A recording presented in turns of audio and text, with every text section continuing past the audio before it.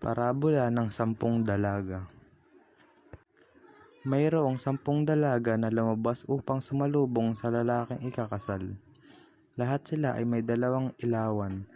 5 sa mga dalaga ay matatalino, samantalang ang 5 ay hangal. Bagamat may dala-dalang ilawan ang 5 dalagang hangal, wala naman silang baon sa langis na reserba.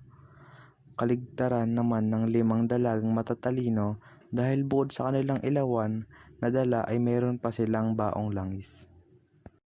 Naantala ang pagdating ng lalaking ikakasal, kaya naman ang mga dalaga ay inantok at nakatulog sa paghihintay.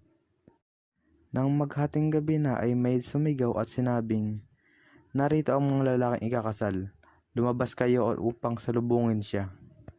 Nang maghating gabi na ay may sumigaw at sinabing, "Narito ang mga lalaking ikakasal, lumabas kayo upang salubungin siya."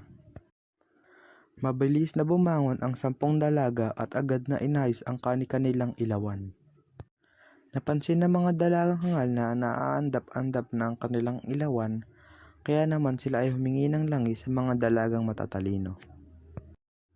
Ngunit pinayuhan ng mga matatalino na pumunta na lamang ang mga hangal sa tindahan upang bumili ng langis, dahil baka hindi magkasya sa kanilang lahat ang dala nilang langis.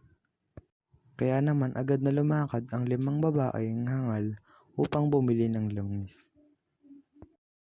Di nagtagal ay dumating ang lalaking ikakasal at ang 10 niyang 5 dalaga ay kasama niyang pumasok sa kasalan, saka isinara ang pinto.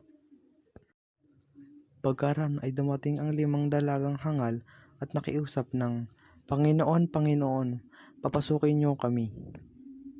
Ngunit tumugon ang lalaking ikakasal at sinabing, "Sino ba kayo? Hindi ko kayo kilala." Pagkatapos nito'y sinabi ni Jesus, "Kaya magbantay kayo, sapagkat hindi niyo alam ang araw ni ang oras